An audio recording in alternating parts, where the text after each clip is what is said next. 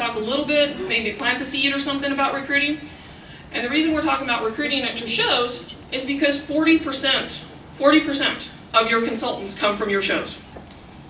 Guess where the other 60% come from? Outside your shows. When you're out and about, when you go to the grocery store, when you go to, I won't say Walmart, oh I just did, sorry. When you go to Target or wherever your favorite place is that you're going to be doing, those are options for you. Another thing is 70% of the consultants work full-time. During this 3-month period, some of the numbers that they gave to us, which was startling to me, is that in the direct sales company, as a whole, all of them, and you probably have some very popular ones that are populating like rabbits in your areas. Sensi is in ours. A little town of 40,000 has about 150 Sensi consultants. I'm like, really? Okay, works for them. But 1 in 10 consultants, when you talk to 10 people, 1 of them will sign up, is the law of average, except with Pampered Chef. These were numbers that actually were shared with us at the Master Prospector during that training. Based on the numbers from 2010, the number of shows we all turned in, the number of people that orders per show, and the number of consultants. Guess what our ratio is? 1 in 8. 1 in 10, 1 in 8. Try 1. I almost fell on the floor when I heard Oh my this. gosh. 1 in 100. Yeah. Yes. Based on the number of orders we submitted, based on the number of people roughly, yeah, exactly. Gina's like, what? Denise is over here going, wow, look at all the potential we got to go for. Yeah. Okay? That just floored me. And I was like, that's not my numbers. But in the group that we were with, because my numbers were so high and some of those were so low, we were almost really close to that. It floored me. Then they told us we don't have enough consultants nationwide. And I was like, really? Here's their mathematics. So I got their mathematical formula. You can Google your Sensi, or not Sensi, Sensi on the brain, sorry, wrong convention. Smells good. But anyways, your census report, I know what I'm trying to say, for your area, kind of pulling your population. It basically 1 consultant for every 1,000 people. Oh my God. Okay?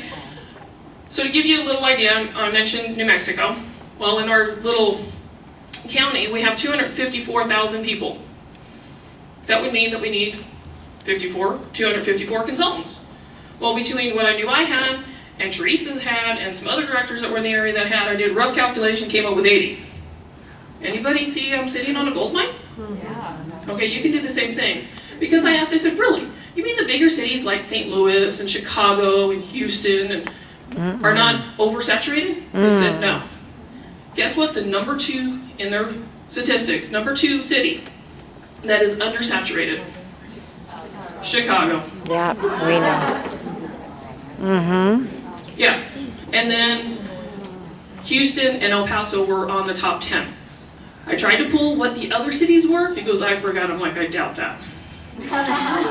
So, to give you some ideas of what my ratio was during that time frame where I got 16 consultants, I spoke, and I'm going to tell you right now, you got to get used to hearing the word no. Whatever works for you, but I want you to think about this. I talked to a total, I'm not including the people for the booths because they were just signing up for just signing up, okay? But I talked to, between my database and at shows, and out and about, outside of booths, 384 people. And I recruited 16 people. So my ratio was basically 1 in 24. So I heard no a lot. The good news is I didn't go teach this to my team. What I did, I showed them. And in that same period of time, my team put on 10 new consultants.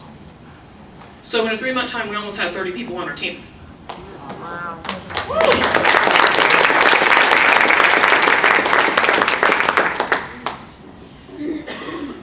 So when you're doing your out and about, and that's what we're going to talk about next, is what prospecting outside your shows.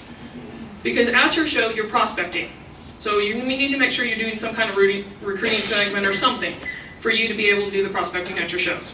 Because that's where 40% comes from. But now we're going to move into prospecting out and about.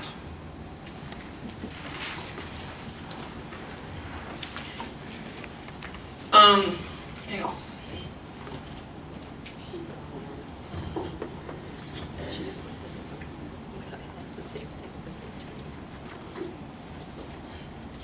I shared this with my team. I didn't really share numbers with them. I want you to imagine with me for just a minute that you're at the checkout stand of your favorite store, whatever it might be. And you go up, and the lady's ringing up your stuff. So, did you find everything? And they got to put that fake smile on, right? And they're ringing up the groceries. You have one of two choices. Because unfortunately, we don't have the ability to read thoughts. But there's a bubble that happens to be above her head that you can't read that says, my kid needs braces, my son just lost his job, and the husband wrecked the family car. I gotta go get another job. Or I need to replace that stone because my husband dropped it on the floor last night. Okay? Whatever it might be, we don't know what they need because we can't read thoughts. You have one of two choices. You can either, well, thank you very much, and leave the store, right? And as you're leaving, you turn and look down the line that you were just standing in, and there is a direct sales company, that one that populates like rabbits in your area, that is standing down there. Do you think she's not going to ask? That happened to me. Ouch. Yeah, but that's a different story. Or you could turn around and say, just out of curiosity, have a mini catalog and say, have you ever heard of the Pampered Chef? We're actively looking for consultants who are looking, people that want to be consultants to earn some extra money. Didn't know if this might be something for you. Have a sticky note on it. And get their contact information. Really simple. There's two ways you can approach people. The indirect and the direct. The direct, you're calling the people that are in your database. Have you ever, I just wanted to know, you expressed an interest sometime in the past about being a Pampered Chef consultant. Is now a good time to explore it? I love the word explore. And they say yes or no, or whichever the case is. Or in this one case, because yours truly did not ask somebody back in March to explore it a little bit more with her, this person, and this is a lesson here, when I talked to her in August, she had already gone and signed up with Herbalife. And I said, okay, no problem. So I went and explained, kind of went by her place to see what it was, because she has one of those Herbalife clubs. Okay, whatever. You rent a room for $1,200 and sell $5 protein shakes. Okay. Exactly.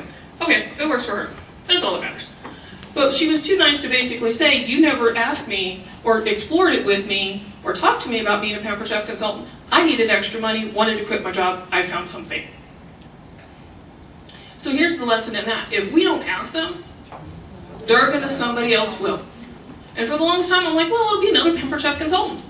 But then I realized, no, it's going to be another direct sales company. So you have the indirect approach that you can actually kind of meet with somebody, standing in line, getting ready to get on the airplane, and talk to this lady who said, I'm number 54, and she says, I'm number 53. I'm like, great. We've always been introducing ourselves as who I am, not numbers. All right, whatever. Works for Southwest. And so as we're getting on the plane, I said, so what brings you to Reno? And she goes, my work. I said, are you moving there? We strike up this conversation. She wasn't moving here. She was actually going to Lake Tahoe. And I said, oh, for work? That sounds interesting. Can't go skiing because obviously there's no snow. Well, she happens to be a banquet manager for Harrah's and was going to check out one of their properties. She asked me what I was doing coming here. Told her I was doing Pampered Chef. Well, here's both of us being entrepreneurs. She has a broken stone, and she wants to talk to us about our convention next year. I went, I'll get you in touch with the people. I can't tell you that. I have no idea.